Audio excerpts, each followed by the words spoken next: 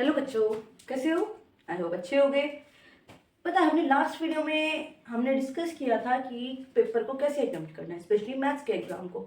उसमें मैंने आपको कुछ टिप्स दी थी। For example, how to attempt MCQs, right? MCQ को पहले करना चाहिए, बाद में करना चाहिए, कौन से क्वेश्चंस कब करने चाहिए। आज पता है मैं क्या बताने वाली हूँ आपको। आज मैं उसी वीडियो से रिलेटेड कुछ और पॉइंट्स बताऊंगी। जैसे कि देखो, हम क्या करते हैं कि एग्जाम्पल दे रही हूँ मैं, हमारे पास क्वेश्चन नंबर 2 है, तो हम क्या करते हैं, ना तो क्वेश्चंस मेंशन करते, सीधे लिखे चले जाते। नहीं, पहली चीज हमें क्या मेंशन करने, हर क्वेश्चन, जैसे ये देखो, ये सेक्शन ए है, तो हमें सेक्शन ए का क्वेश्चन नंबर 2 अटेम्प्ट करना है, तो मेंशन करो सेक्शन ए क्वेश्चन नंबर 2। उसके बाद हमारा क्या करो, आंसर अटेम्प्ट करो। अब हमने वो आंसर किया है, लेकिन पता है यहां तक हमें आ रहा है, इसके बाद हमसे कैलकुलेशन सॉल्व नहीं हो रही। तो बच्चे क्या करते हैं कि ये कट ओवर कटिंग कर देते हैं, यहाँ कटिंग हो गई, ये कटिंग हो गई, उसके चक्कर में जो आंसर किया है ना उसे भी काट देते हैं। आपको ऐसा नहीं करना है, जितना किया है एग्जामिनर। अब देखो, क्या पता ये क्वेश्चन अभी तो हमसे इतना सॉल्व हो गया, मैं आगे दोबारा इस क्वेश्चन को करने की कोशिश करूं, एग्जामिनर क्या करेगा, पहले ही इस क्वेश्चन के मार्क्स काट देगा।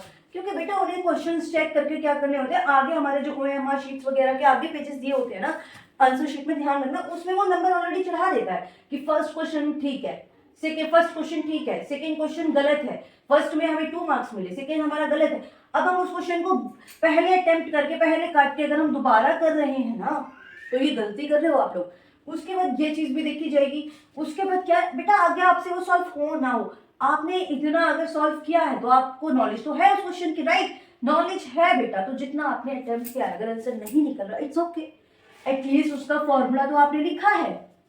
एग्जामिनर क्या चेक करेगा, बच्चे को उस क्वेश्चन की नॉलेज है, बच्चे को फॉर्मूला पता है, तो एटलीस्ट इस 2 मार्क्स के क्वेश्चन में एग्जामिनर 1 मार्क्स तो देगा ही देगा।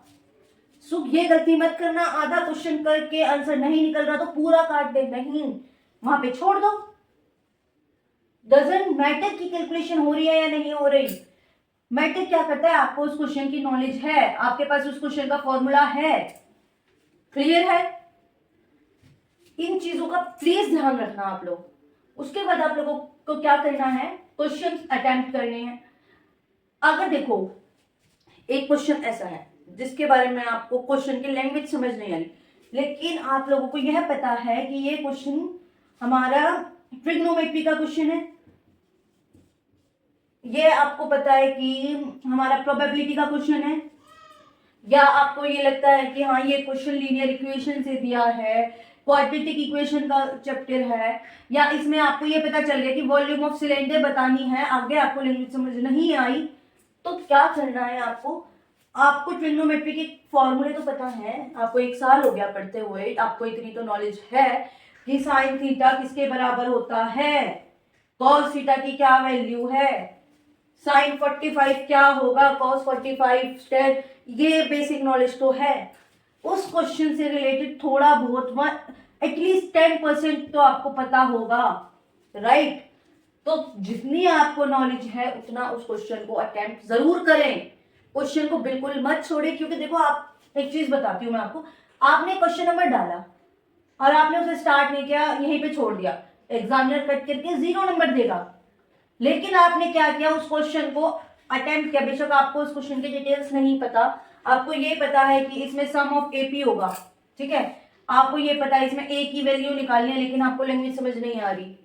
समझ रहे हो मेरी बात? आपको ये पता है कि इसकी इक्वेशंस गलत बन रही है, लेकिन इसमें लीनियर इक्वेशन है, क्या है, कुछ मतलब रियल रूट्स निकालने, कुछ तो पता होगा आपको, बीटा का फॉर्मूला पता है। अब आपको जैसे कि ये रेशनल वाले आते हैं, √5 is an irrational number, question solve नहीं हो रहा, थोड़ी बहुत तो डिटेल है, अगर आप उसमें क्या कर रहे हो, 2 से 3 लाइन तो लिख रहे हो, तो उसमें एग्जामिनर एटलीस्ट 3 मार्क्स के क्वेश्चन में एटलीस्ट 1 मार्क्स तो देगा आपके नॉलेज के बेस पे। क्लियर है? आई होप आपको आज की छोटी छोटी बातें समझ आई होंगी। ये ही इस तरीके से आप पेपर अटेम्प्ट करना, मेक श्योर कि कोई गलती ना हो, मेक श्योर कि किसी भी क्वेश्चन को, या तो देखो अटेम्प्ट आपको आता है नहीं है तो आप उस क्वेश्चन को क्वेश्चन नंबर ही मत डालो, उसे लास्ट में अटेम्प्ट करो। और अगर आपने उसको बीच में ही क्वेश्चन नंबर डाल दिया, लेकिन आपको नहीं यार, आप स्पेस छोड़ रहे हो, तो इससे आपका इंप्रेशन गलत पड़ेगा एग्जामिनर पे। क्लियर है? तो आपको इसमें क्या करना है, कम से कम 2 से 3 लाइन जो आपको इंफॉर्मेशन है उस क्वेश्चन के बारे में, वो तो आप लिखोगे। समझ गए आप लोग? आई होप आप लोगों को समझ आ गई होंगी आज की छोटी छोटी ट्रिक्स। चलिए मिलते हैं नेक्स्ट क्लास में, जब तक के लिए बाय बाय।